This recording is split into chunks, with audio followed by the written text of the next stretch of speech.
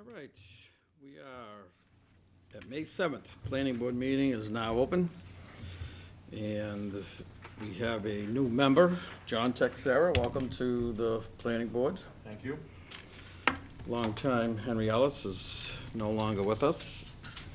And No longer with the board, just no for longer with the clarification. board.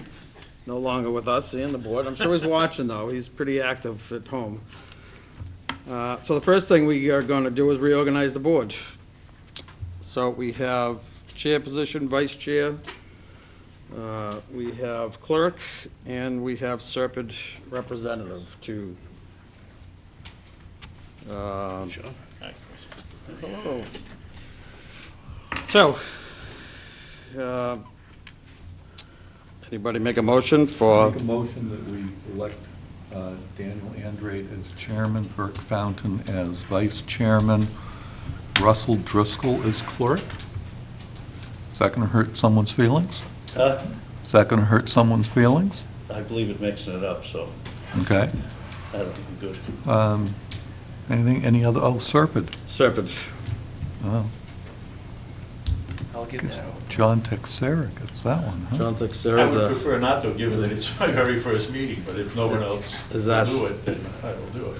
It's a screw the new guy thing. Is that what it is? Yeah, that happens in most organizations, Russ.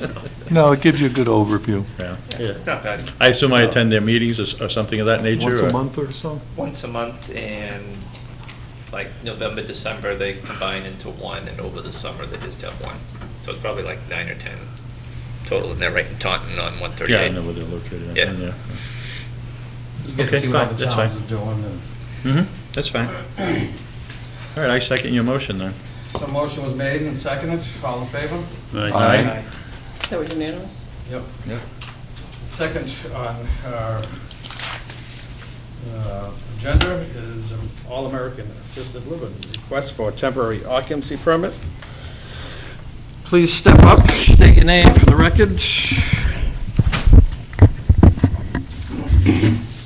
Mr. Chairman, members of the board, my name is Ed Brennan. I'm an attorney with an office at One Church Green in Taunton, and I'm here tonight on behalf of the developer of that project.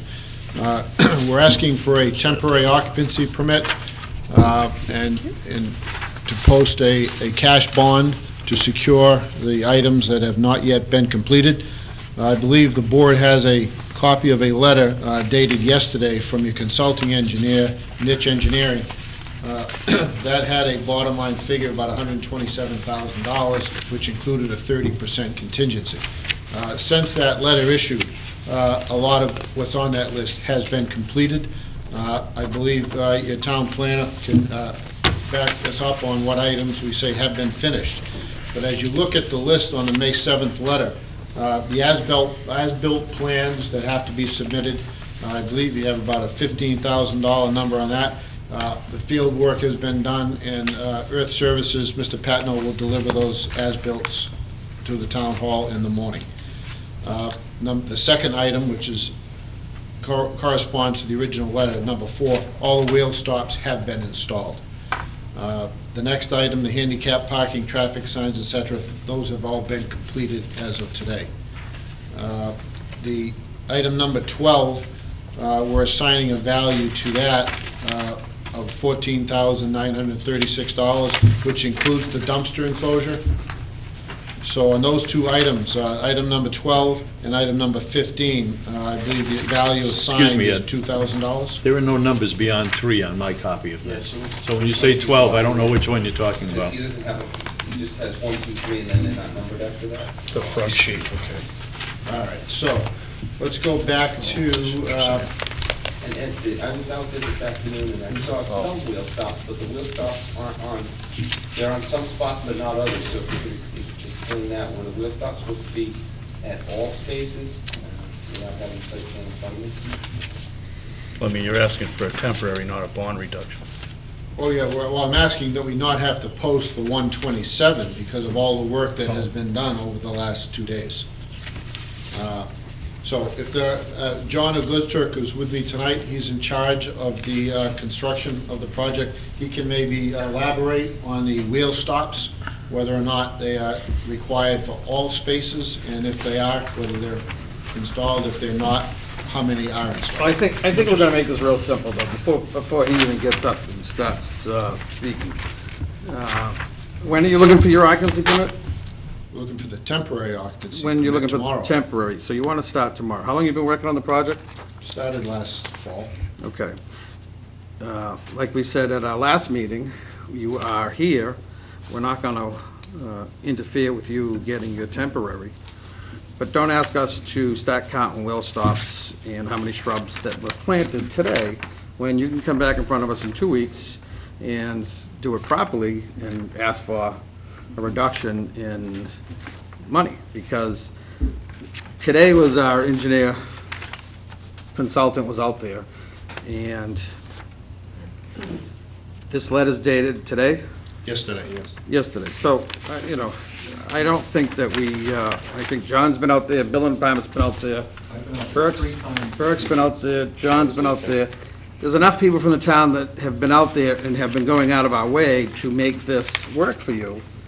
But again, you have been building this for 6, 7, 8 months, and, you know, last minute, we're here. So I think the number from 2 weeks ago was 300-something thousand, today it's 127. Correct. So I don't think, you know, I'm not comfortable counting wheel stops and seeing how much curbing is done, or seeing if the fencing is done. We have a hired town engineer that goes out and gives us these reports, and I'm comfortable with the report that he's given us. I spoke to the building inspector, and he did say that he will issue the temporary, so you will have, you will be able to occupy the premise this weekend. And I think that is very fair.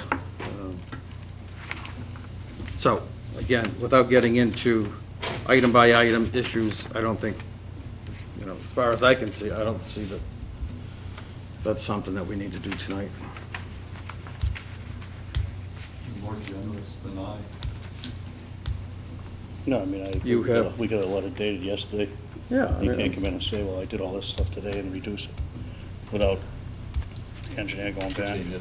You know, and what we did is, we did say that we would have a special meeting at our last meeting.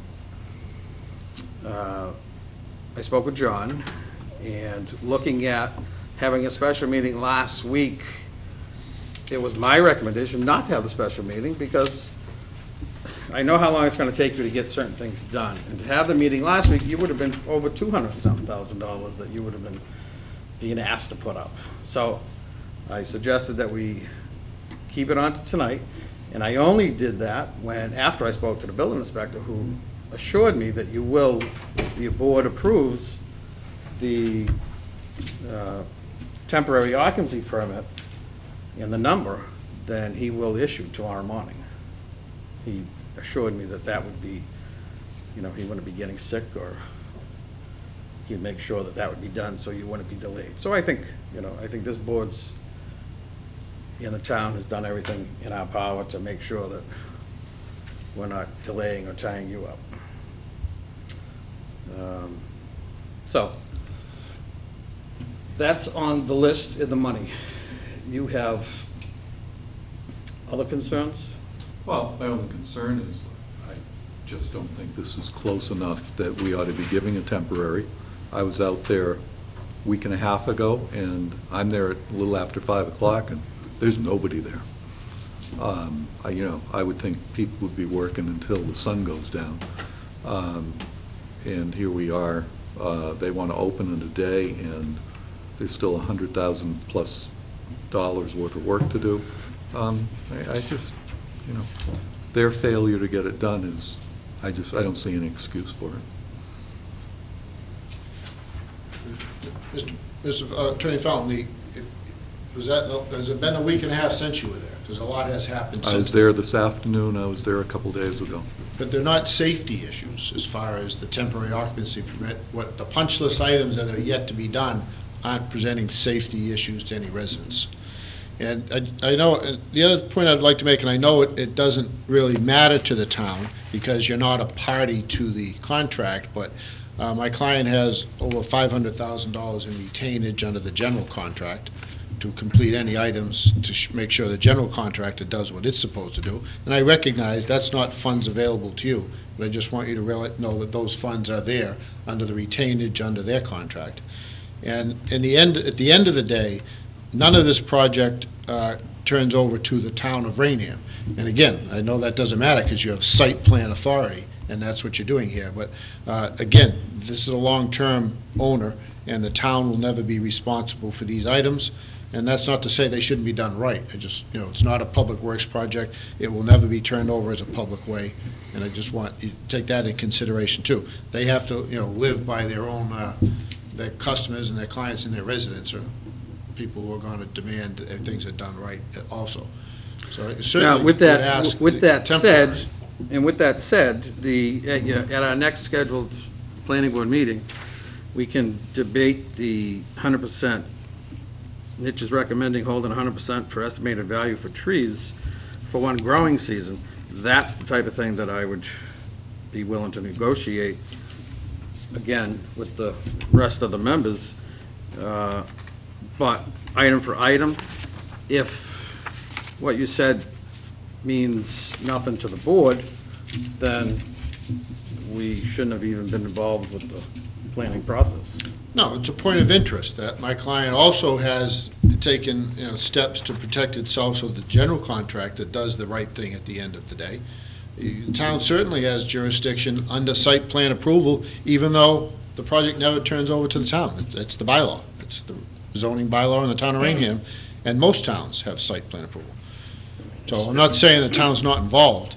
I'm just saying at the end of the day, my client continues to own this project, so he wants it done right as well. They keep their projects. They don't sell them. They own 17 of them. So that's not a flip.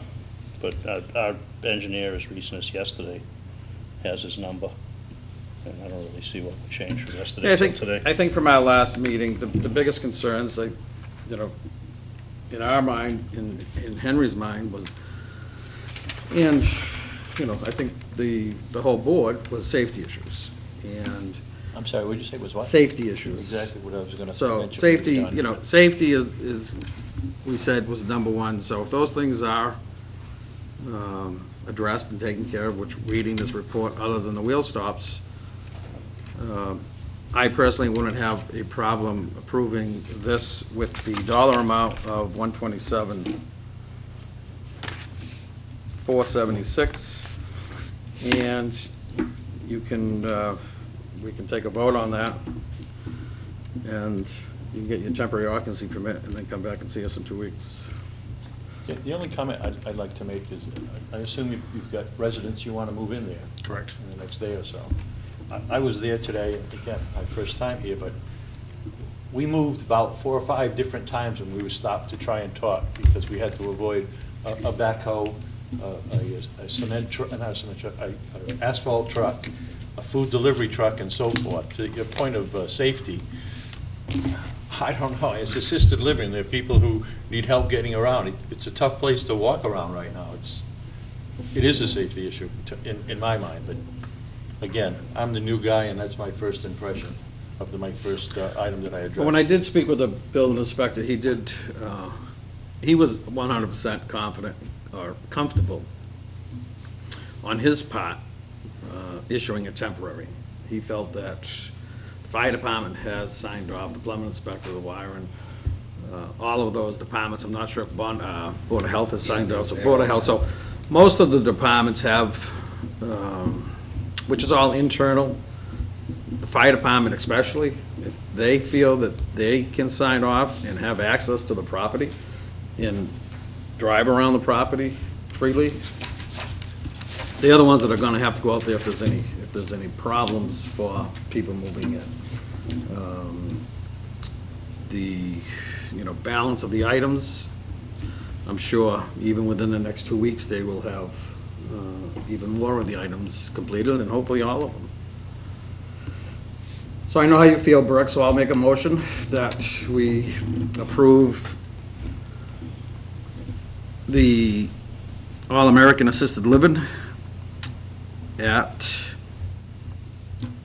what's our address over there? 1084 Broadway, We approved the temporary occupancy permit to be signed, along with the letter from Niche Engineering, project number 10885. Bond amount, $127,476, and that could be in a cash check, so you can get your temporary occupancy permit tomorrow morning. Second for discussion. Discussion, yes. First of all, I just don't want another Walmart where we're going to look at them every meeting for 6 months while they give us a song and dance over why things aren't done. And because of that, is there going to be any kind of penalty? Are we going to set dates where things have to be done? And if they're not, there's going to be some ramifications? Or are we just going to have to deal with this for months and months? Well, I'm looking at it as I think they're a little more connected than, I don't want to specifically name a group, but they're a smaller group, and I think when you're in a smaller type group as they are, I think they will make sure things are done. When you're dealing with a large company that has multiple attorneys and has, as big as, we all know they are, things seem to get slipped through the cracks, and Chris can vouch for that with all the, even just trying to get a lock keyed has been an issue, so, I'm pretty confident. The attorney found that, I think the, I wasn't done. oh, I thought you said you were. You paused. You've been off the board for years now, please, don't just interrupt. Imagine if he didn't like you. I'm So, beginning to wonder. I think they're gonna, I think they'll do their, I get to sit here and say, I told you so. you can. So, yes, John?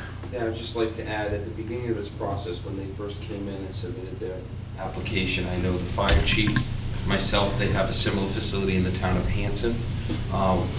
I know that Chief Janice and myself both called to the town of Hanson to ask, about that facility and any issues. And when I checked with the fire chief, the feedback we got from the town of Hanson was positive, 100% positive.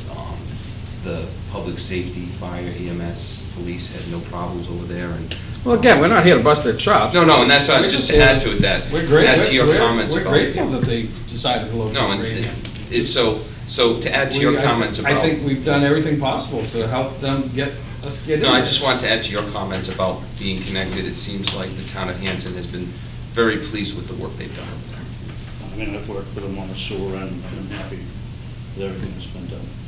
We work with them, so So, I've had a good experience you with them. can say I told you so if something happens, but that motion was made and seconded for discussion. Any more discussion? No more discussion. All in favor? Aye. Aye. Okay, Very much. thank you. We'll see you in a couple of weeks, I'm sure, and. And don't put us in a position to let Raynham Channel, so. Yeah. And good luck. Thank you. And Dan, I believe, in talking to the building commissioner, the TCO is probably going to be for around 60 days because they still do have an issue with the Conservation Commission that he would like to give them time to work out. Well, that's up to him. We're not putting for our agreeing on a temporary, we're not putting a time on it. That's up to the building inspector. May I be heard on one point? Yes, Conservation Commission. I mean, yes. that, I'm not looking at, there's no value or anything assigned to that in this letter. And we have, we're in discussions with the Conservation Commission about their request. They want us essentially to remove some of the old cement components that are left over from when that was a cement. We're not the Conservation Commission. I just don't want this bond to We're be not- held up by we- Concom. We're not the Conservation, they have their own board, they have their own meetings. You complete these items, we've never, ever in the past have said, no, we're gonna not release this because Concom has issues. Obviously, you're not gonna be getting a permit unless Concom's satisfied, because they're part of the approval process. So we take care of what we can take care of, and Was there a number on the bond for that? No. Okay, I noticed he No. mentioned it, even though it's got nothing to do with the planning board. We didn't Number put it in 14. our NOI, and it's not in the order of conditions, and it just came from nowhere. okay, that's something you can Concrete's deal just with sand and water. I mean, outside. It's no different than what's out there for dirt. You know, how many things? Yeah, they have been, well, I know the building inspector has been in communication, thorough communication, and they know exactly what they need to do. Okay, thank you. So, all right, have a good night. Okay, Shell Station, site plan, Route 44, South Street West, continued public hearing. All right, isn't this continued? It's continued. What are you looking at me like that for? I thought I heard you say it's a new public hearing. Oh, no, I'm sorry. I'm Yeah, I sorry. wasn't here on the first one, so does that matter? No, because they changed everything.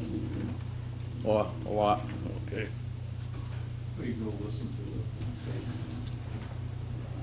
I usually do that on Friday nights.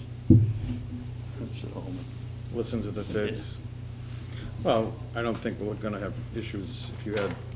Well, prior to any call, I can see what happens. Okay, so state your name for the record, please. Sure, my name is Tony Fruchtel. I'm with AUB Engineering. We're out of Pawtucket, Rhode Island. With me is Angelo Rowe. He is the VP of Operations for Colbia Enterprises. They are the owners and developers and operators of the proposed facility. We were here in March, I guess, where we reviewed a bunch of conditions for this site, what's going on out there. Basically, if you recall, go over real quick. There's an existing gas station at the site. It's no longer operating, and they are proposing to tear down that building, everything that's on the site, and put up a new convenience store. Convenience store is 35 by 84 feet. You can see the location. It's moved to the back of the lot there. We did request a variance from the zoning board last year. That variance was granted. It would also include a 4-pump gas island in the front with a canopy. The canopy was also granted a variance for the front setback just due to the compact nature of the site. The existing underground storage tanks will be replaced with new double wall fiberglass, kind of the latest and greatest in safety monitoring, all that sort of thing. And then, of course, you can see the front island there.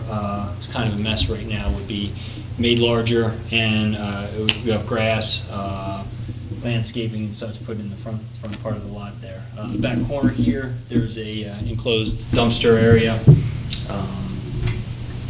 trash, recycling, whatever goes in there.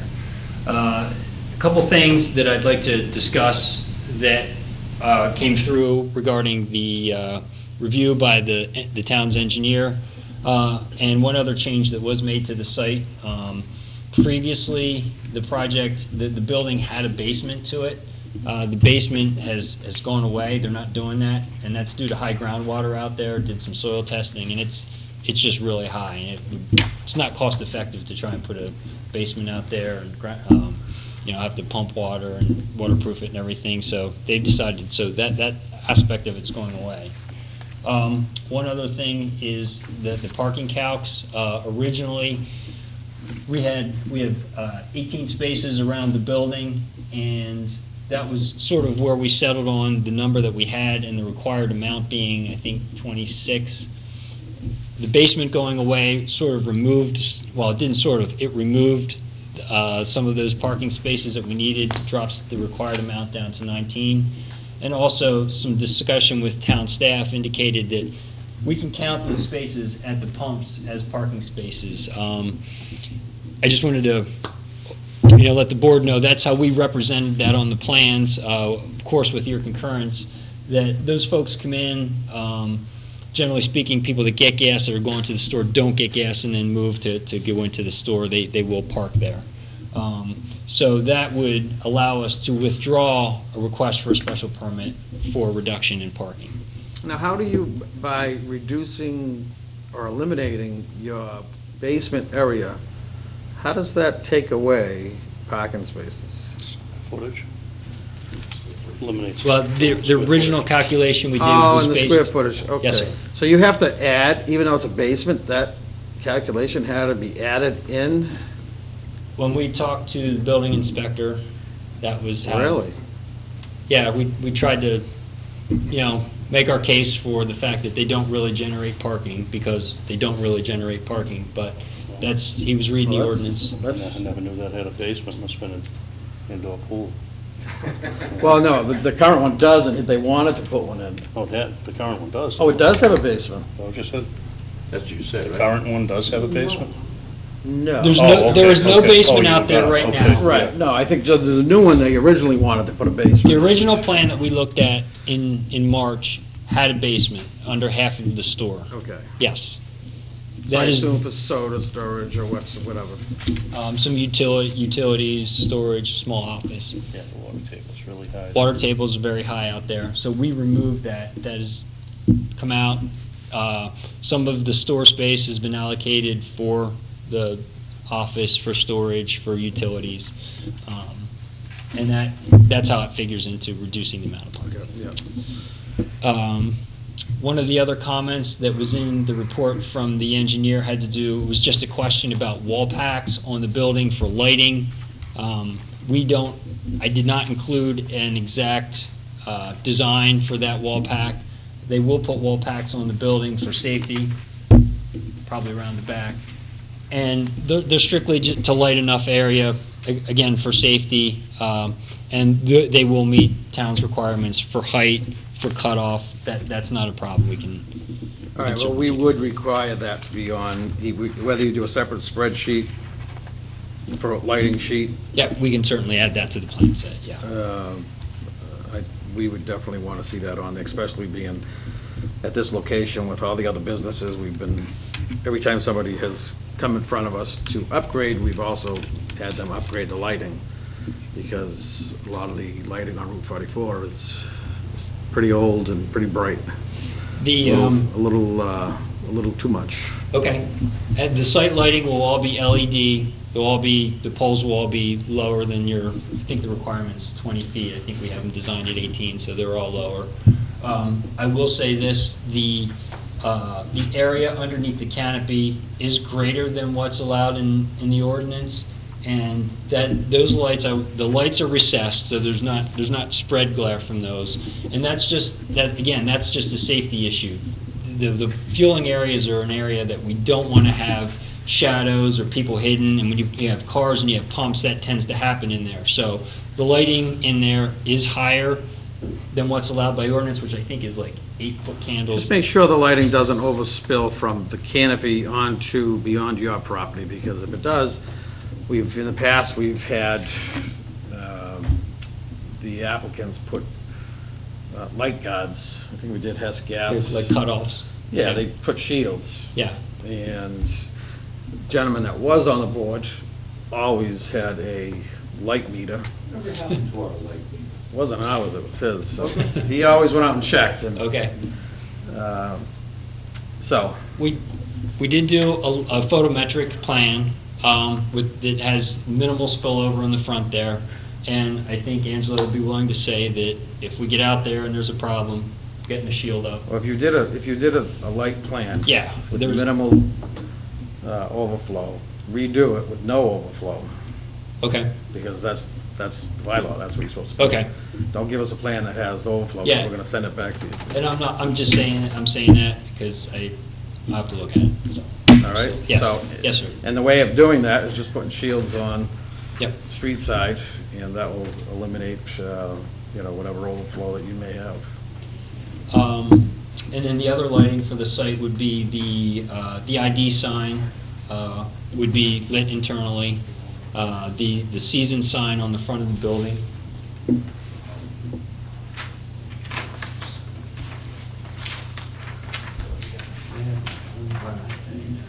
But the season sign on the front of the building would be lit internally. That's like a muted blue.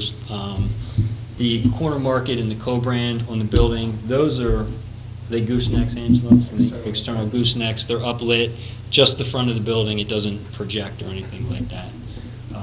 And that's the only lighting signage. So, looking through, Signage looking through your list, in your waiver list, I know our engineer just received this. Yeah. Okay, so he's reviewing this, so he's gonna go through and you're gonna go through it with him to make sure that I don't see anything we can't take you care of. work through as much as you can until you're done. You feel that, you've Yes. gone through as much as you could. Obviously, this will come to our next meeting. But looking at some of the waivers, you're looking for, and just so everybody on the board reads, I think everybody had a waiver list. I would like to, if I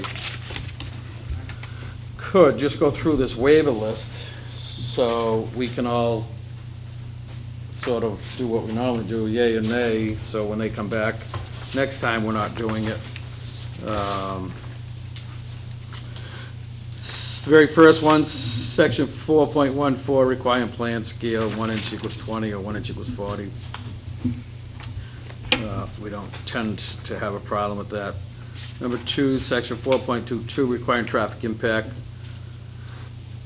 Again, being an existing piece of property, existing gas station, mass highway, they're the ones that take care of their traffic studies.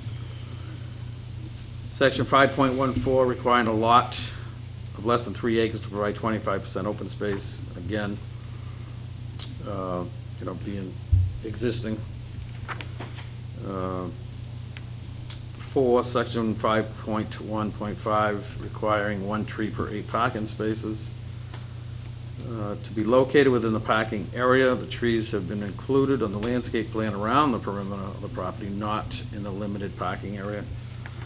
We all know we're trying to make the passage as best as possible, so it's really hard not to put them in the parking area. I would say, though, if you're not meeting your tree requirement number, I'm not sure if you are or you're not. We have the number of trees, it's just the where we put them part that we're asking a waiver for, meaning we can't, there's no good No, place to right, and sit. I just said that, that's, Okay. obviously, we know we're not gonna, Okay. the site is too small already to start putting islands in the middle there. But you are meeting the number. Yes, sir. Okay. Yes, sir. Section 5.4, prohibiting parking between building and street layout. Except for handicap access, a small site requires the parking to be located in this area. Now, are you showing any, let me read the next one. Section 5.6.2, requiring wheel stops for parking stalls abutting sidewalk. All sidewalks have a 6-inch grade change protecting pedestrians. Well, would you like to add something to that? Because that's not usually what we like. Yeah, yes, sir. And we wanted to discuss, that was a point that we're hoping to discuss this evening. I know the two kind of are in concert. So I left the one for the wheel stops on there. I know we talked at the last meeting about thinking about putting bollards around the building. But Mr. Ruo indicated that actually, Angelo, can you speak to that for a minute? Step right up, state your name for the record and your business address. First name is Angelo, last name is Ruo, R-U-O, 2050 Plainfield Pike, Cranston, Rhode Island. Our facilities are owner-operated, family business. We've been doing this for over 40 years. We started 16 years ago with like three locations. Now we have 50. I'm very actively involved in the safety protocols, our quarterly inspections, and one of the items that I did want to discuss with the ballards, we have actually found, I understand that as far as safety, as a car may be going inside of a building, a ballard is a good possibility that that ballard's going to stop the car. The problem that we've been having in the past, especially with the last couple of bad winters, is when the ballards are installed in front of that curb area, the snow removal becomes very, very difficult. The snow accumulates around the barrels. When it melts, And then freezes, we've had ton of slip and falls because of that situation. And we've had a number of accidents where people get hurt by walking or bumping into the ballot. It's a weird situation. We're trying to come up with some kind of balance where we're actually doing our safety inspections with our insurance company, and we don't have one facility with ballots. It would be a first for us. The curb stops is an option. We're not really even fond of those, but I am not going to let that stop this project. And that, once again, is slip and falls. You have the sidewalk, which is usually around 6 feet from the building, and that's usually a 6-inch height. Then you have a three-foot space, and then you have the curb stops. I cannot tell you how many slip and falls that we have per year because of those curb stops. And we've painted them white. We've done everything that anyone has asked us to do. So you don't have bollards in any of your other 50 stores? We have ballards that protect gas meters. But you We do have ballards, But you do have curb stops in some of your other stores? only a few. I would say probably maybe a half dozen. And then what What's we've the reason also, for the curb stops? excuse me? What's the reason for the curb stops? The curb stop does the same thing as what the sidewalk does. It will stop a car when they pull up to the front of the building.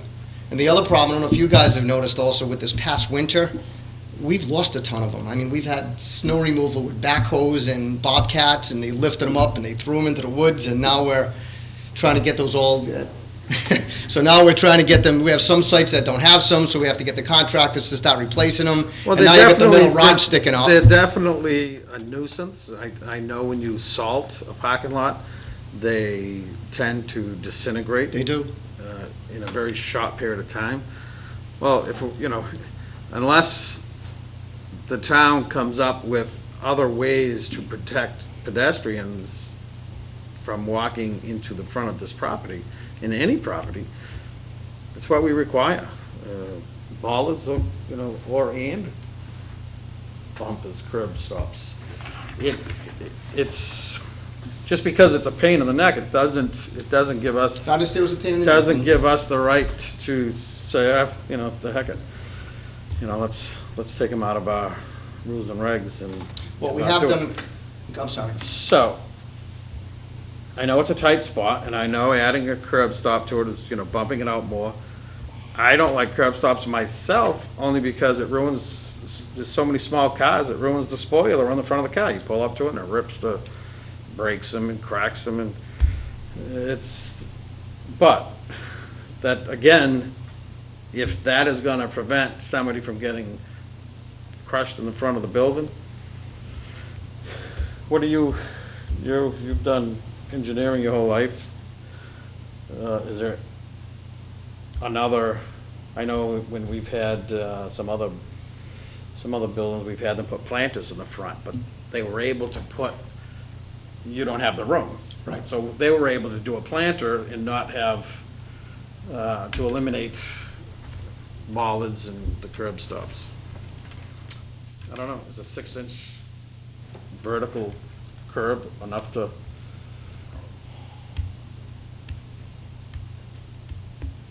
Well, if I may. Yes, John. Just the curb from the sidewalk, cars will pull right up to that, and typically what you get, a good portion of the sidewalk disappears from the overhang of the car.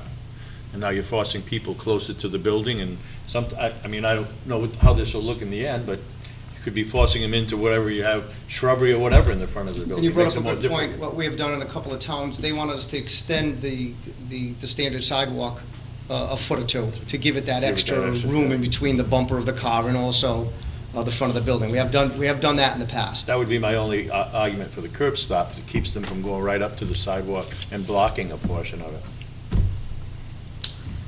Anybody else? Chris, you gonna?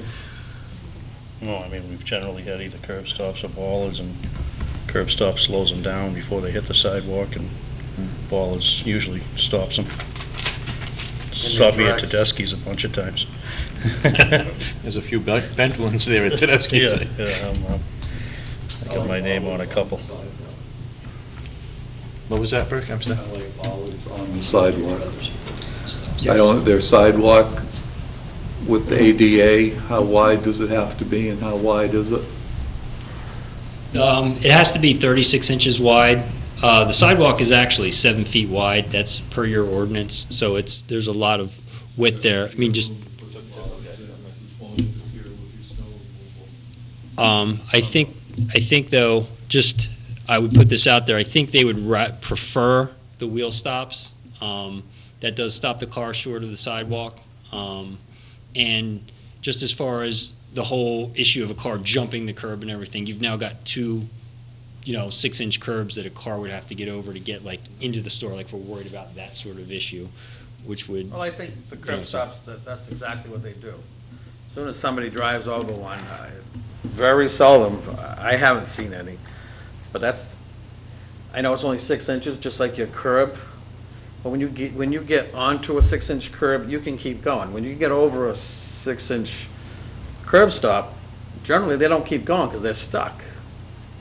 Where, like you said, your sidewalk is 6 inches, but once you're up on there, you can just keep on Right. plowing through. I mean, it's the first impact that usually is the key. So when you put a curb stop there, they're gonna be stuck between the curb stop and the sidewalk. I mean, I would not object to that. Curb stops, if that's what you would like, that's what we would do. We've also had people who, for one reason or another, really didn't want either. And if you put your building up with enough structural integrity for the first 3 feet of the building along the front, and a structural engineer says it'll stop a car, we'll go along with that too. I don't know if you're gonna have a glass front all the way down. Hitting the pedestrian who's walking in front of you. No, it does not. That was only when we had the 3-foot grass strip. If we gave a variance on the 3-foot grass strip, we would say, okay, if you're not gonna have a 3-foot grass strip, then your concrete has to go all the way down, so it will stop the car from just, plowing over. On the front, putting curb stops, I think. I'm just throwing it out as an option if you want to think about it. Yeah. How, on the front of the building, is it all glass? What do you have, a 2-foot? No, there is a storefront with the bottom section as an aluminum frame, and then there's also a wall behind it. We use a regular 2x6 wall, and then we butt the aluminum fascia to it. So it's just not the Chingy storefront, there's also a wall, a knee wall that's behind it.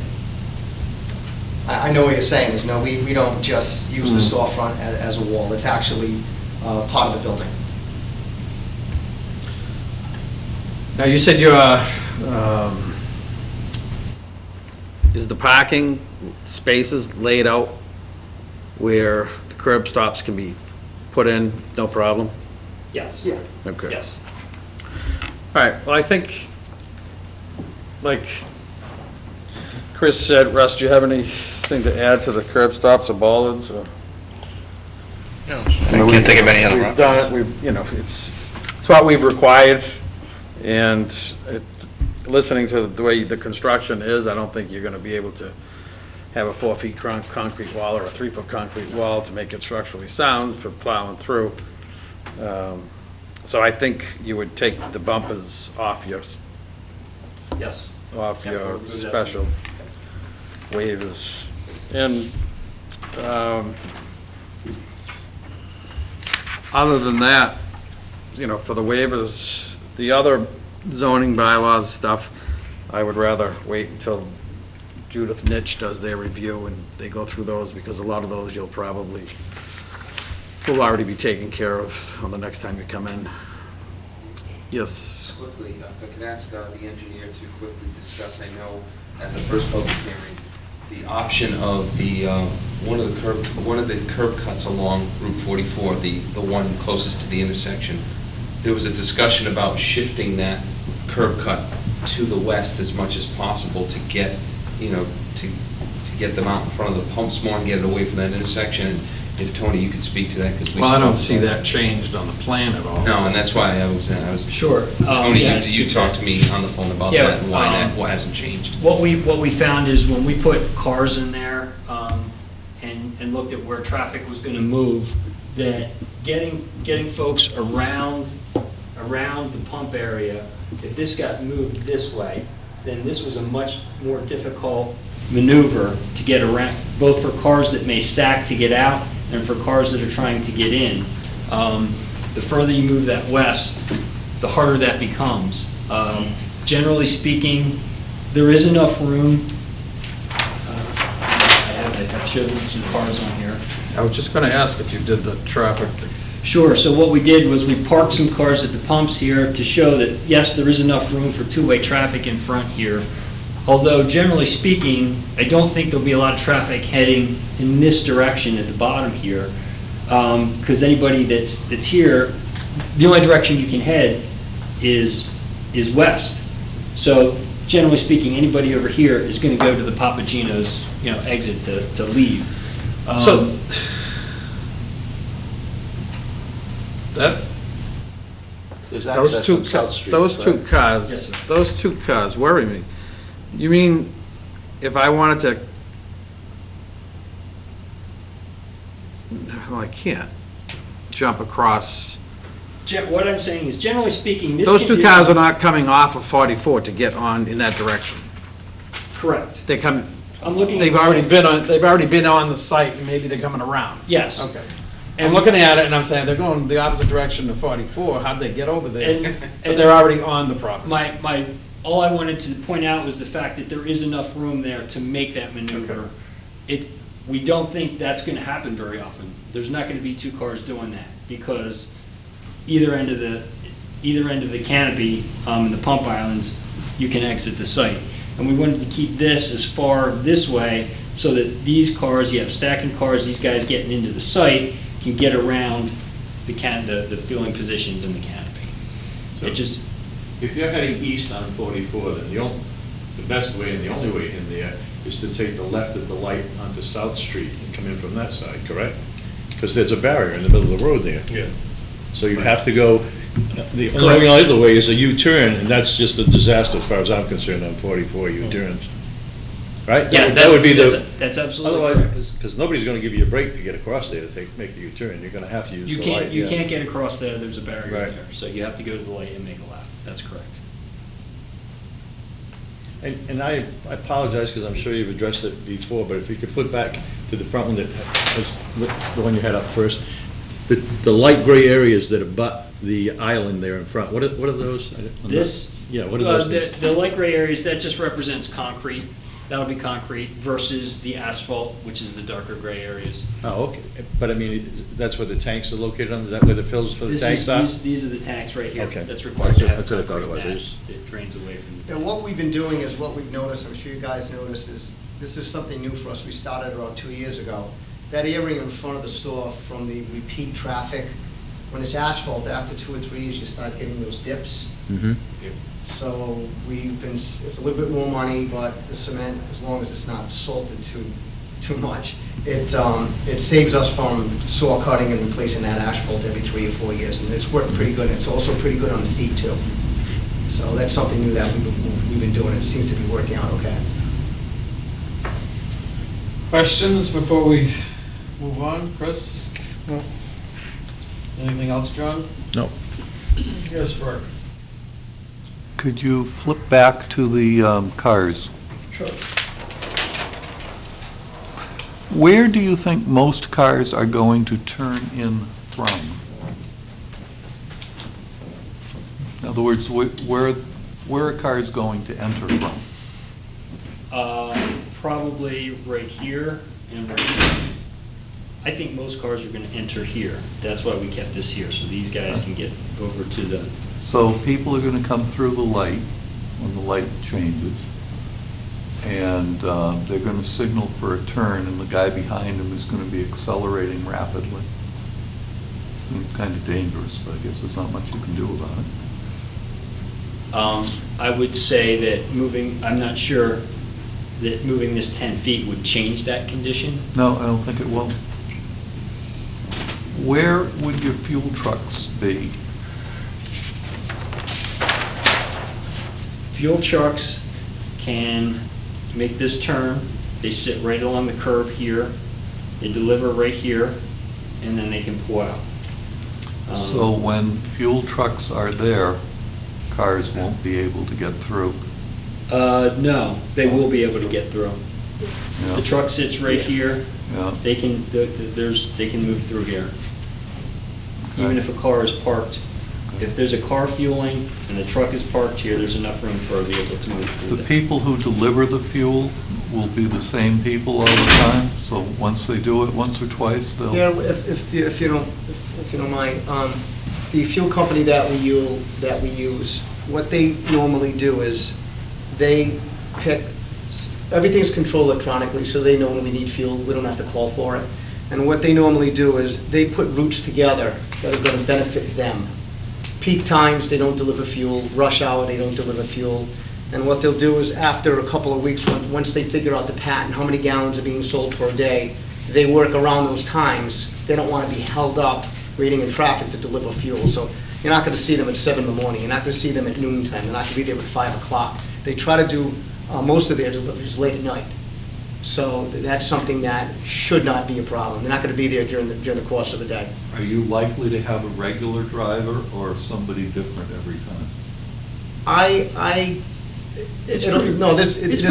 The company's Noonan, they've been around for a long time. So they'll try to work it around the same couple of drivers, because there's different shifts. They work 24 hours, 7 days a week. But most of the time, once they get used to the site, it's going to be repeat drivers. They'll know the site. Yeah, it wouldn't Because be the the car same delivery- driver. Oh, I'm sorry. Car deliveries up and down the street to the dealerships, their excuse for parking and unloading on 44 that we don't want them to do is, it was a new driver.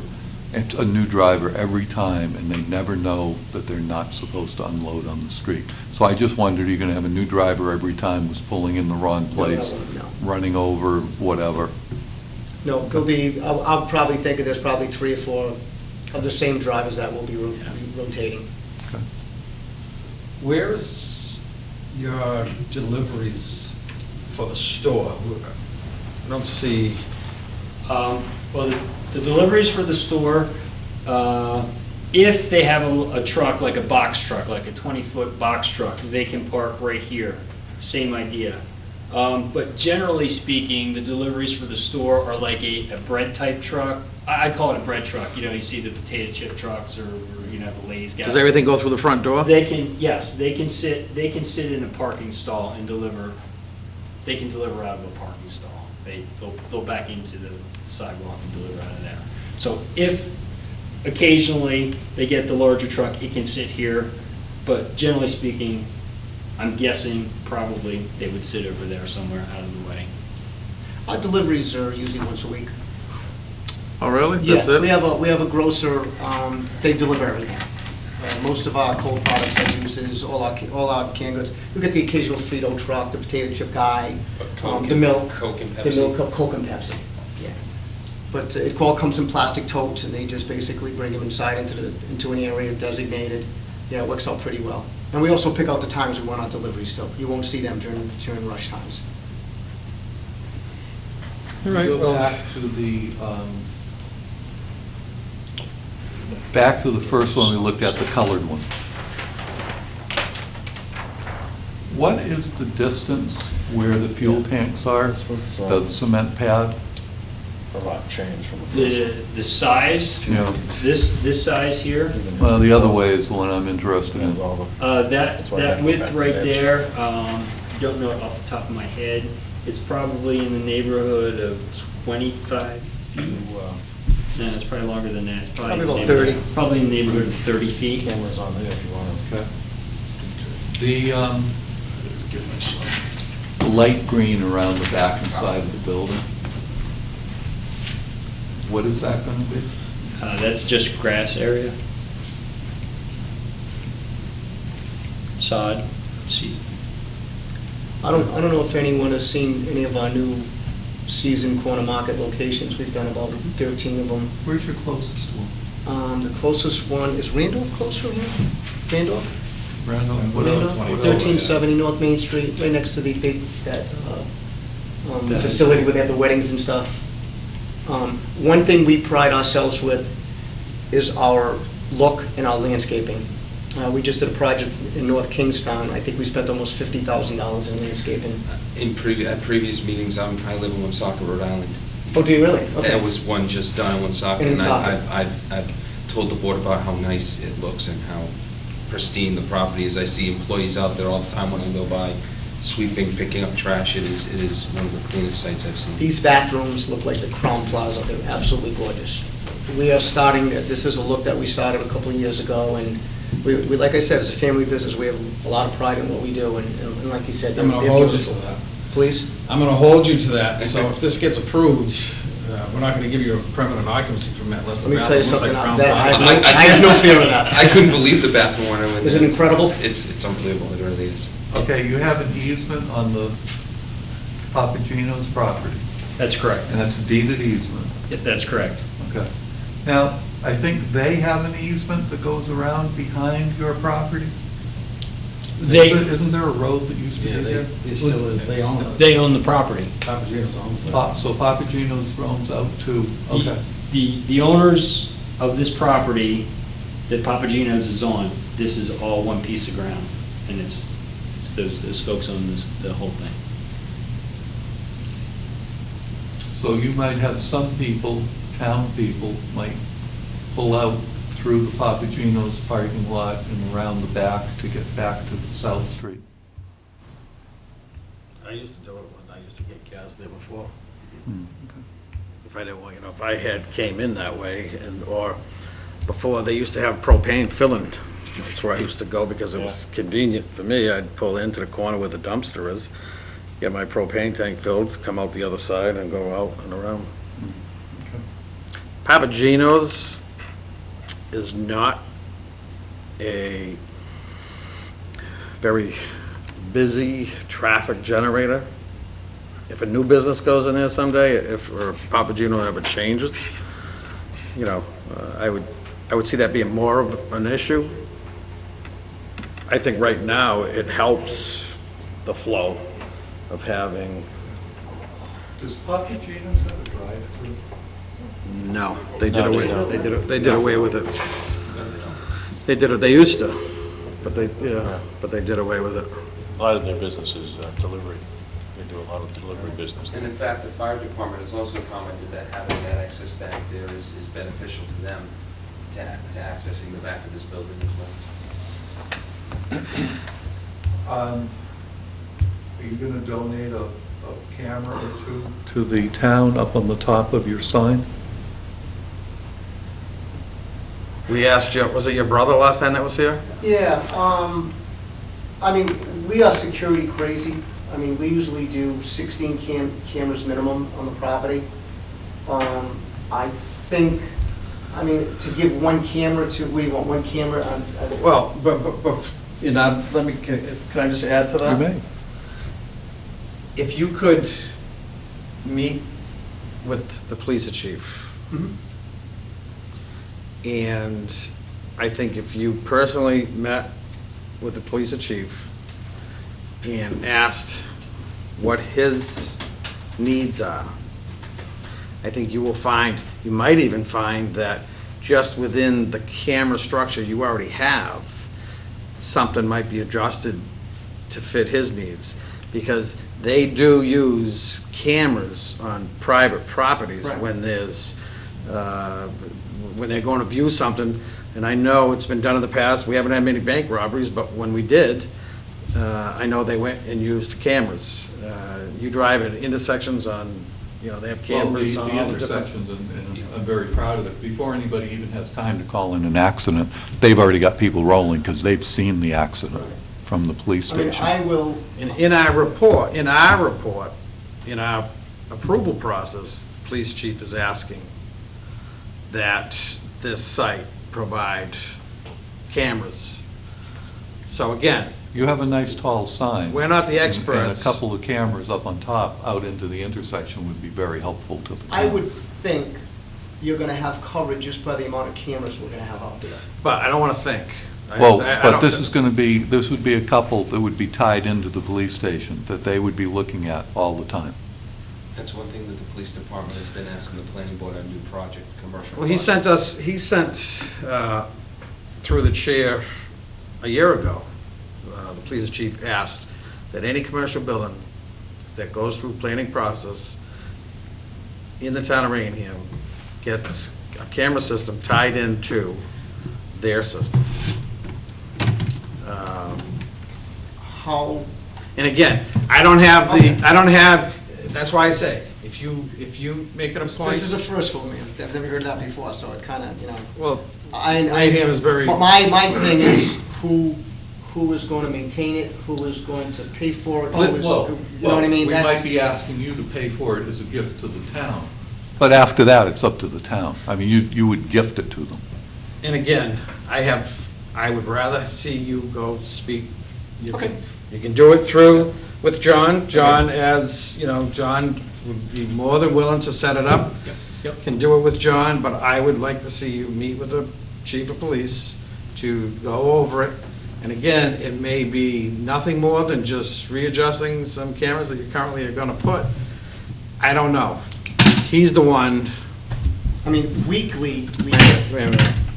We have to change that. Okay.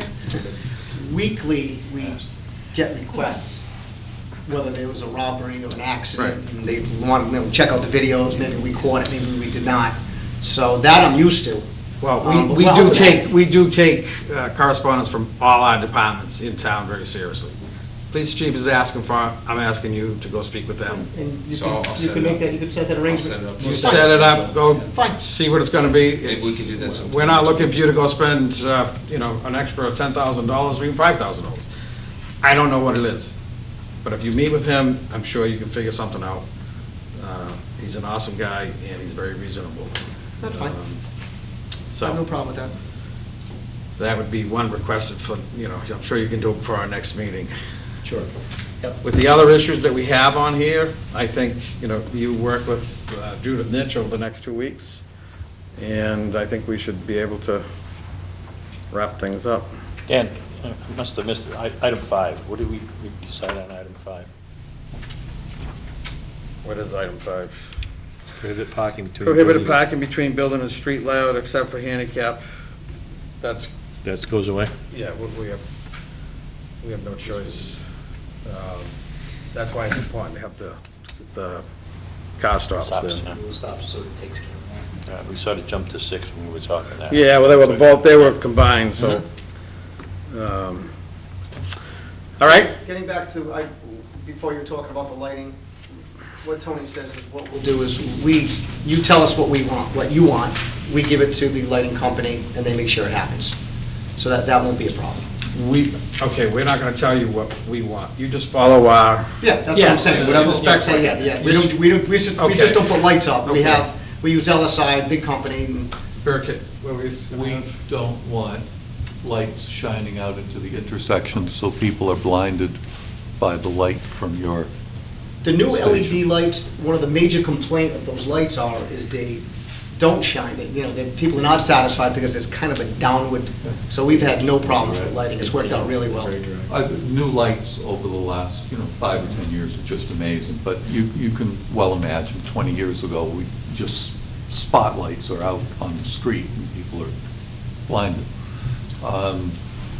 I'm sure your lighting will be just fine, but again, we just don't want it out into the intersection. Right. Even what we're trying to do is at night, our stations have like a certain, it actually glows.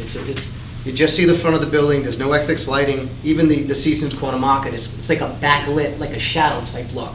So nothing's really evasive. It's very good to the eye, very appealing. Okay, so John, anything else you'd like to add?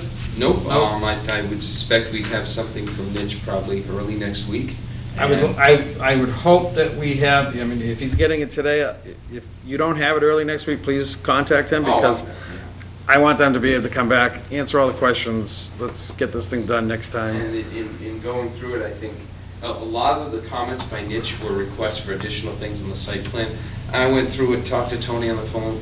My review shows that they addressed pretty much mostly Right. everything. Just confirmation, and I'll coordinate with Tony next week on setting up the meeting with Now- the police chief. The department heads have meetings in this building. Police chief is included. Doesn't he come here for updates? Yeah, usually the third, well, Yeah, usually we have them the third Thursday of the month. So we're not gonna have one for another probably a couple weeks. They usually happen the same day. I didn't know if it could be No, scheduled when I'll- he's already gonna be here. I'll talk to Tony Take- tomorrow morning and set that up. Yeah, find what's gonna work best for him, and Yeah, unfortunately, it's gonna be on the. And again, I would like to see you do that within the next week, Yep. this coming week, so if there is anything, you can add it to the plan, because, again, we do listen to our department heads, and he's asked for it Yep. over a year ago, and we have been requiring it. We mentioned it, last time, so I don't want to argue about a lousy camera. I think we'll have that conversation. Can I add one other thing also, just talking about what Nietzsche is reviewing and getting that taken care of? The one outstanding item that we are still working on is the DOT permit, just that has to do with stormwater and everything. We're working on that, we're working with DOT, they're requiring some analysis of downstream drainage. I don't anticipate that being done in 2 weeks. We are hoping that we can That's ask fine, as when a it comes condition. to that stuff that's outside of our control, we can condition it upon Okay. final approval for. And some of that is tied into the stormwater, which was a couple of Nietzsche's comments, and I think John sort of alluded to the fact that that would tie together. I just wanted to make you, That's make you fine. aware of that. No problem. So, anything else? We're going to continue Shell Station Site Plan, Route 44, until May 21st, and let's put you on for, let's do 6:15. We'll bump you up a little bit, and, all right? Very good. All right, thank you. Thank you. Thank you, nice to meet you guys. All right, you too. We'll see you next time. Tony, I'll call the chief in the morning and then call you. Thank you very much. All right, next on our agenda, Route 138 rezoning discussions.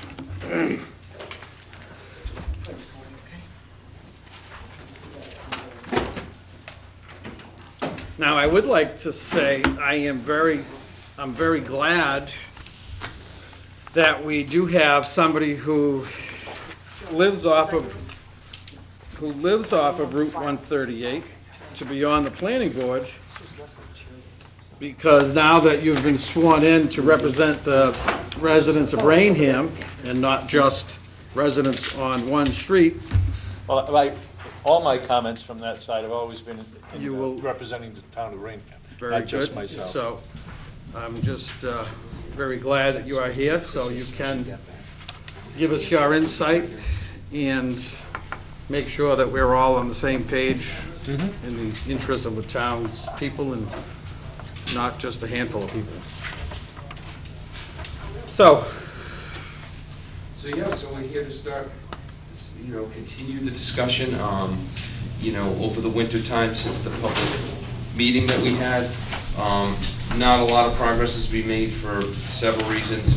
Weather, holidays. I know Dan has always been very good about making sure when we have discussions like this, we have a full board present as much as possible. So we've had a couple brief discussions, and what you have in front of you kind of came out of those discussions. I had to split the corridor up into 2 sheets. You'll see the page number 1 is the northern part of the corridor with, that kind of blank area at the top is where Route 495 comes in. And then page 2 is the southern portion, pretty much from where Britton Street comes in, down to the Taunton City line. And you see the different district designations. The purple striping is the business district, and brown is resident D, and the kind of the salmon color is designated development. And what I had done originally was, this is something Russ brought up about, smaller lots that front on Route 138, and so you see those outlined in red. And as I was doing that, I noticed that we do have, probably about half a dozen lots that front on 138 that are very narrow frontage-wise on 138, but as they move back off of 138, they kind of get larger and they go a little bit farther back than some of the other lots that front on 138. So I thought those were worth highlighting as well. So as we talk about the major things that are going to go into a potential overlay district, boundary is, determining the boundary is one. I know the discussion had been centered around following the lot lines, the rear lot lines of the properties that front on 138, so that's why I wanted to highlight those properties. Now, why on the second page, Yes. you're drawing just straight lines? I thought we had discussed following lot lines. No, those are the existing zoning districts, Dan. Oh, I'm sorry. There is no overlay district boundary on this is just for reference purposes. Okay, residential. Yes, these are the okay. existing That was- zoning districts. That was what was done before. Yes, no Okay. overlay districts have been put on this, because we still have to determine, Okay. and seeing that we do have a handful of lots that go a little bit, that encroach a little bit more into the residential A district, is gonna come into play when we talk about, how we wanna draw the boundary of a potential district. So there are three major issues that I see, three major elements of an overlay, of a bylaw, of an overlay district. One is the boundary. Secondly is the uses. So, and thirdly is the dimensional regulations. Now, last time we spoke, I had asked that we go with the report that we had with Serpent. We've spent $10,000 and a year's worth of work. We had a Route 138 study committee. I'll call it Study Committee 1. Then we had a Route 138 Study Committee 2. So if we are going to work anything from this point on, we've been all over the place with coming up with all kinds of ideas. We had an open meeting here, inviting selectmen, inviting, townspeople and business people, which it was your idea to do that, and I think that generated so much more awareness and opportunity for the town than ever before. And in that, out of that discussion, we did speak about the Serpent. Right, because the study areas The that were. study areas broken down that were by done, subject. because it was done so professionally, and it was really, the only difference, I think, from that report was he had come up with 3 zones, and we had talked about Right. only doing 2 zones. Right. There was 3 zones in it, it's the report here if you need to. Yeah, and I have it in my He came up with briefcase. 3 study areas. Study area 1, to the northernmost one, is pretty much from Britain Street north to 495. Zone 2, the middle area, is from Britain Street south to about King Philip Street. There's a little extension that comes down on the First Street side of Route 138, I believe. And then, a little bit down past First Street. And then District 3 was the remainder of that area south of King Philip Street. I thought it was, there's no need debating it, but I'm Yeah, gonna it's look in up the- and it's in the for book. next time. Approximately, yes. Right, so, just so we start having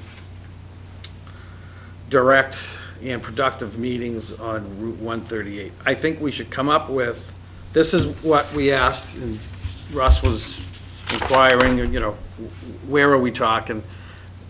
This is very good, to show us what the current zoning is. We do have maps from Serpent, and I would suggest that we start from there.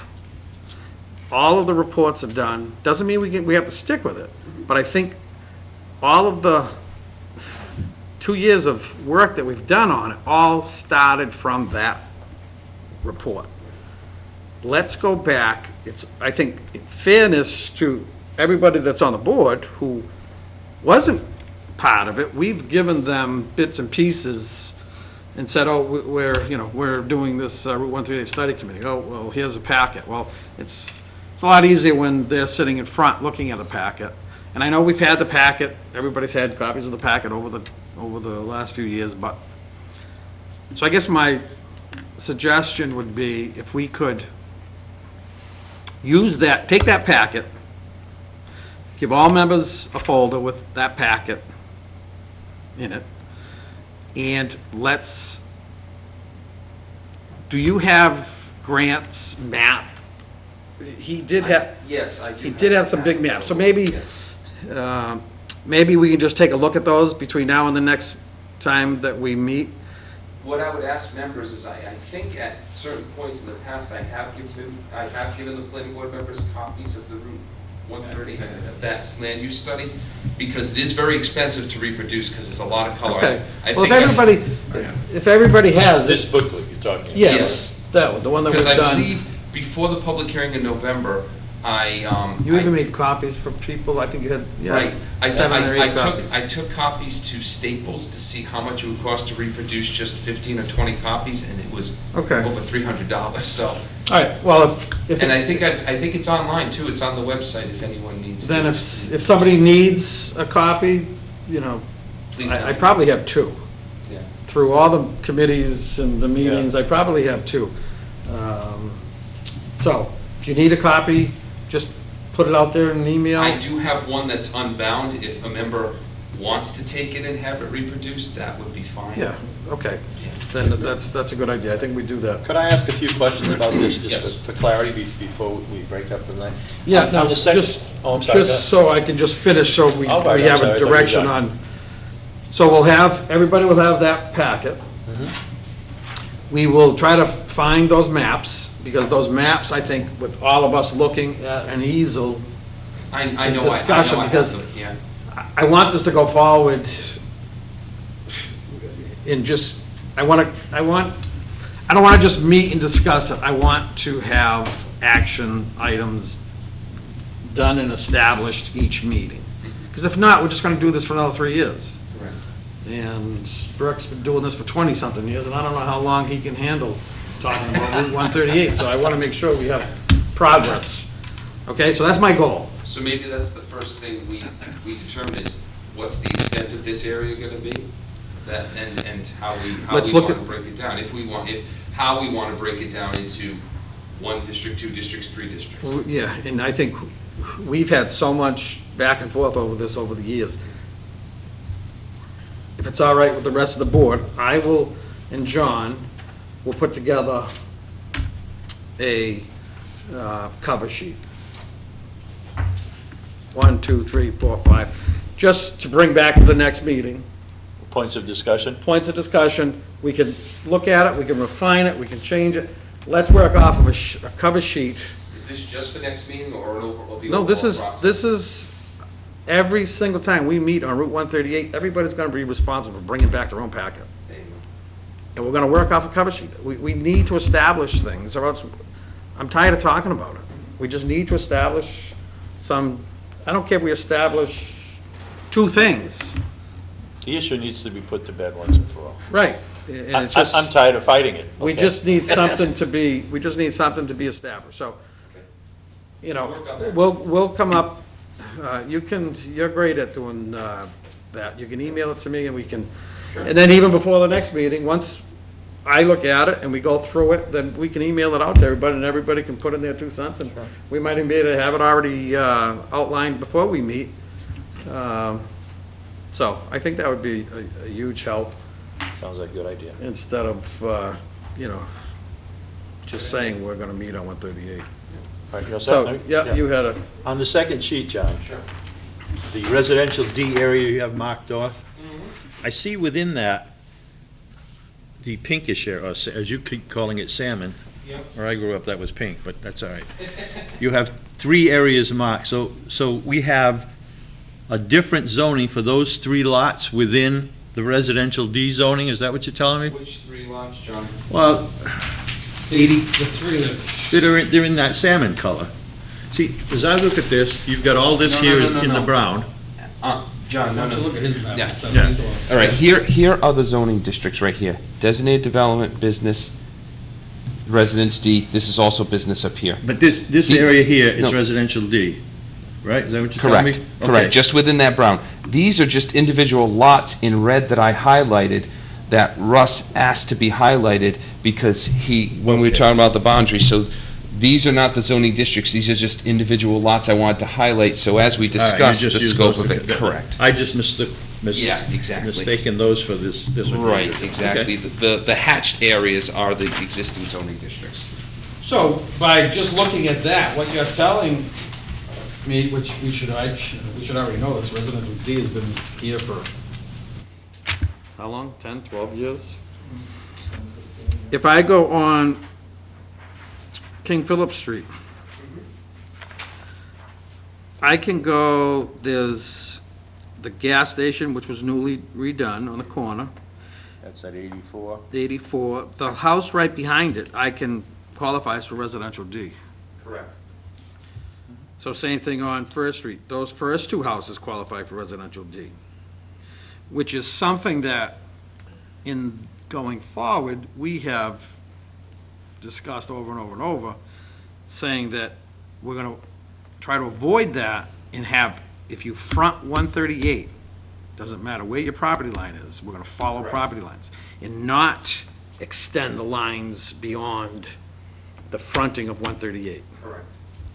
Now, one thing we discussed, Dan, when you look at those lots I outlined in blue that are narrow but go a little bit deeper is, you know, if we decide to use the boundary of the lot, of the rear lot lines of the lots that front on Route 138 is, okay, do we, in those instances, beef up the setback requirements to help protect those residential areas, Well, hypothetically? I think what we've discussed in all of our meetings on the Route 138 committees and with Grant Hill, once we establish the area and the setback, whether it's a lot line or footage, that'll be the first thing.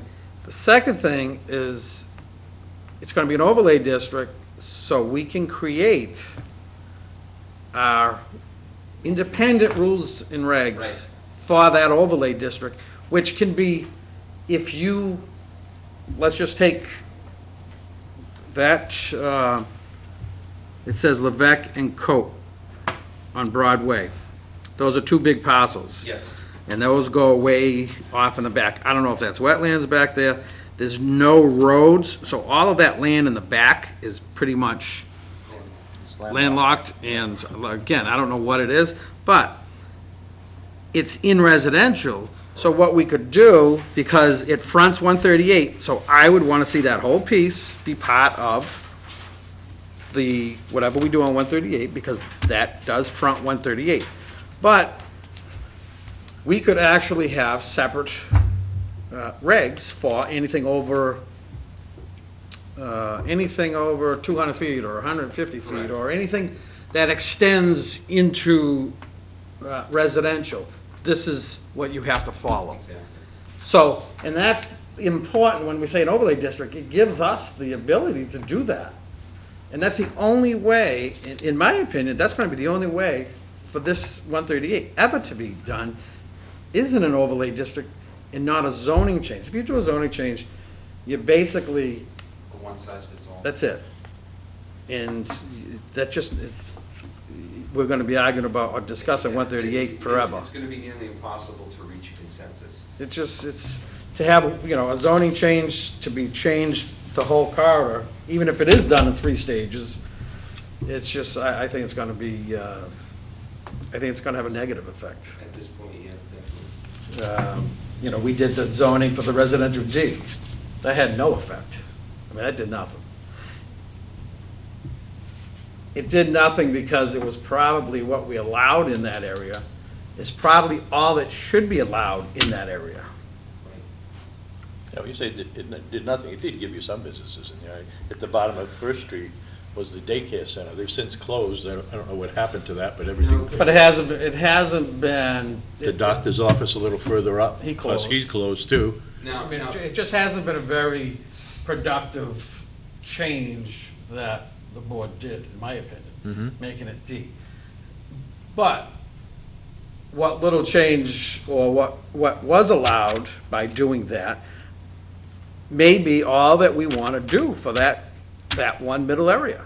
now, daycare centers are a special case because those I are understand you protected, control, yeah. yeah. I Yeah, understand you that. can't really keep a daycare out of any They zoning district disappeared. according to Mass General law. You might correct? notice that the sign's been taken away as well. Yes, And yes. their paint is working. I don't So- know what on there. Comments?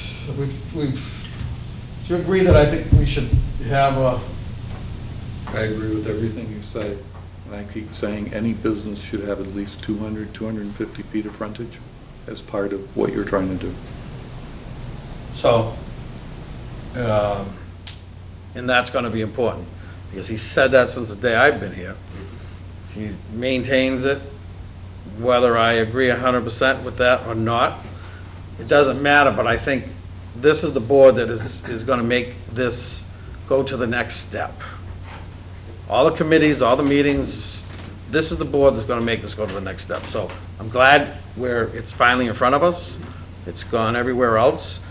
And I think with, Burke's comments and Russ and John and Chris, I think we can at least get this to a level that's accepted by Raynham residents and in a positive way. We don't have to, build Noah's Ark all in one straddle. Right.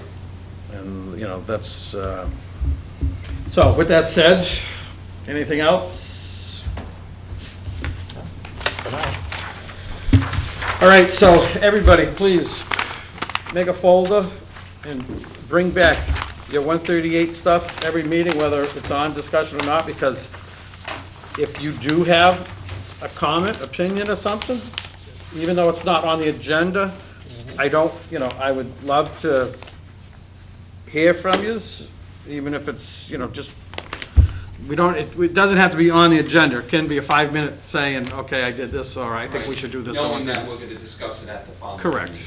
So I just put that out there, so I assure you I have a 138 folder. I'm sure you could share that 138 folder with everybody. I And mean, I would have Can needed a you truck. fit it through the door? No, that was the problem. That's why I didn't bring it tonight. It was too big to get through the door. All right. Okay, you said, John? Yep, couple just things on my update. O'Reilly Auto Parts is moving forward. We have a pre-application meeting scheduled for May 14th. That's at the property where the current Buy a Ride used car dealership is, just to the south of Eman Brothers, and next to that infamous brick building with no roof on it, on 138 across from Walmart. Yeah, there used to be the auto body place. Correct, so I think Now, that... didn't they knock down? I just went by there and saw a whole clearing. They knocked down the car wash. The car wash is gone. No, even heading towards Taunton, closer to Taunton. I thought I saw, There is another cleared area. I'm trying to think what was there. is that the area that we're talking, or is? I'm not... The building with no roof is- As far as the clearing, that's It's just... almost between Eamon's and the one that was the garage that was burnt down. Well, is that the property that Atlantic Properties has listed with the sign? Because that is a different property. There's two lots with the Atlantic property signs on them right now. One was the car wash, and I don't remember what the other one was. But the building that caught fire, the auto body place, I didn't have any insurance, and the roof is gone, that's still there. Yeah, this is just to the left of it. Yep, and facing it's that between building. that and... All right, and so Yeah, they're gonna take not this, gonna so- maintain any of the existing Buy a Ride building. It's So a that's all raised coming building. down. So that's coming up. So I would expect that if things proceed, we're likely to see a public hearing at our, either a second meeting in June or the first meeting in July. That's probably how this is gonna time out. Lincoln Woods update, really? Yes. What is Lincoln Woods up to? The only Lincoln Woods I know is where Twin River is. No, there's a small subdivision off at the end of Oak Street. Okay. You take Carver Street past McDonald's and hang a left on Oak, and it's Oh, up is that in right? that They're building area. up that area? That's been a kind of headache subdivision, at least during my time here. It's been lingering for a while. The developer came into the office earlier this week and said, yep, I'm intending on finishing the homes I need to build and to get the road accepted, at fall town meeting. So I actually went out there the other day, and they are moving forward with the houses at the end of the cul-de-sac, and that pile that was next to the Cashmanian's house is way down, and so that's the intention of the developer. I is took to a ride, finish that. I took a ride down there with my wife, not even 2 weeks ago. I think we went out for ice cream or something. Probably, it's the only time I go out to eat. And I said, let's take a ride down there, I wanna see what's going on. And that first foundation Yes. that was put in, last year, when I went out there and did an inspection before they were coming in front of us, they were unloading the excavator. The excavator was still sitting there, Yeah. and the foundation in, and just all grass and everything, and I just couldn't believe that they haven't even built a house there with the market, I mean, soaring. You're right. You would How think many- that, How many houses are they proposing down there? What is- oh, there's only a few left. There's only a few left to do. And it looks great. Yeah, it's. Seriously, the grass was growing, all the people, They take care of their properties. my wife's like, don't slow down, they're gonna recognize you. The kids are on the streets playing, I mean, it was just I said it before, I just thought it was a very nice subdivision. My sense is that the developer has other things going on, and he may have spread himself a little too thin. I don't believe him. And, what's that? I don't believe him. He's been saying he's gonna finish it for, Oh, you don't believe he's getting thin, okay. So, anyway, that's the update is, we have seen activity happening. I haven't seen him in my office in how long, Maureen? Months. Yeah. Well, he has everything right there, ready to go. He was And up. if he doesn't I've do it, been- I've been- it's his own. Whenever I've gone to the assisted living facility, on the way back to the office, I've stopped by a couple of times, and in fact, yesterday, he was out there on his excavator working on the lot, right on the other side of the state, right away from the Cashmanians, and that pile is way down, so finally getting near the end. Truck was off the road, the pipe was moved. Yep. All those things were done, and I It's was been just. quiet for a while out there. Yeah, It's- I just think it's a very nice looking neighborhood. Yep. So maybe that subdivision will finally be complete, and the roadway will come for acceptance. Every other subdivision in town's selling out, I don't know why this guy doesn't. Looks fine. Sidewalks are in, the grass strips were in. And remember, one of the issues we had when I first started was on that sidewalk on the left side as you come in, the cutting. vegetation was starting to come over it. It's That mowed. hasn't been a problem, No. it's kept it way back, so I Yeah. give them credit for that. So I went through there just for a ride. I Did have look good. an item I'd like to speak about. I don't know if this is the appropriate place and so forth, but I mentioned to John, I sort of feel that one of the duties of this board, besides just approving these plans and make sure they follow all the rule, is keeping the town apprised of what's going on. Every time we approve a subdivision, we may not see it here, but we have an impact on not only the fire and police, because I know we get them involved, but the school system. I mean, I'm looking at least 6 buildings on 104, those apartment buildings, that are gonna have a tremendous impact on the school system when that starts filling up. We've got a couple of developments that we've talked about here that may not be quite as big as that. We're talking, I don't know, 7 houses at one place, 34 possibly on North Main Street. And so I guess what I'm saying is, should we not have a representative who keeps the school committee apprised of this, so they can do some long-range planning? 34 houses probably generates 2 new classrooms, or 2 classrooms worth of kids.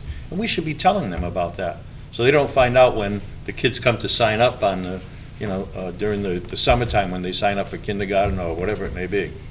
What are your thoughts? Am I way off base? Should I go back to sleep, or? Well, it's not in the mass regs, I guess, for towns to do that. It would be. Courteous, it just would courteous be- on our part to do It would be it. courteous to do it. I would think if it was, and again, it can be looked into, but I would think if that was a concern, that somebody would have reached out, whether it be through state, through local towns, cities, and make it part of a process. Even if it's just as a local thing that we do, I've never heard. Well, I've that- seen in the past where we paid, and memory serves me right, and numbers usually do stick with me, $14,000 for a consulting firm to come in and give us an outlook of what they thought the growth would be in the school system. This was during the planning phase of the new middle school, how big should it be, how many classrooms, and so forth. And the town paid to do that. Now, I'm sure the school system does planning in terms of how many kids are coming in and out and so forth. Well, maybe if we gave them the information, it may be as simple as, here's a little letter saying, today we talked about this development and with anticipation of 20 new houses or 15 new apartments and so forth. And from that, they can go plan, well, what does that mean in terms of children coming into the school system? And we don't have to pay someone $14,000 to tell us that. Because I'm sure those people looked into what's going on in the town, who's building what, how is it growing? And we paid them to do that. we may be able to give them the insight to do their own planning that Maybe I way. could reach out to the superintendent and ask if, what kind of communication has been in the past, or how aware they Yeah. are, or whatever. And if she's interested in this, because she might say, nah, it's all right, we take care of that by doing such and such. Well, I would- And then I'll be quiet. I would even, you could even check with the school committee members, or member, for whoever Yeah. the school committee member, which is Pat Ryland? Pat Riley for Raynham, you know. you That's could- true, yeah. She's always, she's always pretty vocal and, How often does the town do a census? I know every once in a while we get a form for. Every 10 years is a census. I think it's more recent than Town that. does it every year or two. Yeah, I was gonna say the town does it. And, that's asking me, how many kids we have, Yeah, we and just how many did that. dogs we have, and all that stuff like that. I know this has been discussed before, Has it? sometime in the past.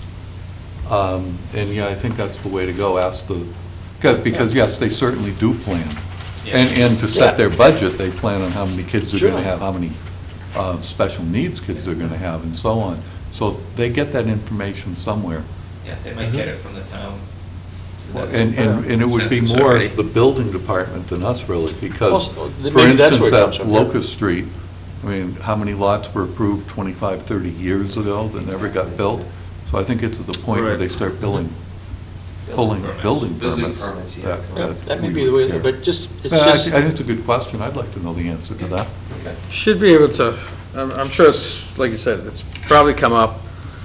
It's something that I'm sure, somebody said something. I would anticipate those apartments are gonna have a major impact on the Well, school. we talk about, Whipplewell Estates, 64 lots, Bassett Yeah. Knoll, 70 lots, King Estates, 50-something lots. Oh, I know, and I think we've had this discussion. I was curious with Chestnut Farms, I look at it every day. There were 240 units, and they said they're gonna be, X number of kids in the school, and everybody's, oh, no way, there's gonna be 3 times that. But my memory is, they were right when they said how many kids would be, and there's a lot of people there who don't have any kids. Yeah. Usually- There's a formula I that people think use we'll- for, Yeah. 1.5 or 1.7 Yeah. children. I think when we talked about that, Burke, I think I did some research, and it usually ends up being about, I want to say like 30, low 30s, like 33% of the units. You can count on that being school children. So if you have, say, 200 units, usually around probably 65 school-age children out of that. We're working at selling the houses over in Kingston. That's a big new subdivision. That's where the kids are going. Mom and dad who might have been in an apartment or had a condo or a small house, started having kids.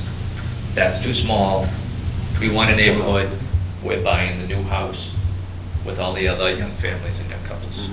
Of the 40 or so houses they've signed up, I'd say about 30 of them are young couples with young kids. That's what they go to. Are they affordables, or what is drawing them to that subdivision? New and neighborhood. What's the price range? We start about 420, go into the mid-upper fives, but averaging Not around cheap 470. stuff. Huh? Not cheap stuff. I was gonna say, certainly not affordable housing. No. But it's, once people start having little kids, the condos and apartments are too small, they don't want to be on a busy street, that's where they're going. So you'll check with that and let us know the next time. And anything else? Nope, that's it for now. Invoices, signed, minutes? Make a motion that we waive the reading and approve the minutes of March 19, 2015, and April 16, 2015. I'll second that. Any discussion? None, all in favor? Aye. Serpent is appointment. I signed the sheet. You can fill out your information on there and pass that along to Maureen. She will send that off. Okay. And that's it. Except for a plan. Oh, we have to sign a plan for A&D Construction Warehouse. B&D Construction's warehouse. We apparently have not signed it. And I am going to close the meeting. We don't need to sign plans in front of our microphones rattling and bothering people at home watching us sign. So, and Wayne, thank you very much for Wayne's contributions to the camera crew. He, as always, does a fantastic job. Thank you, Wayne. Meeting adjourned. Okay.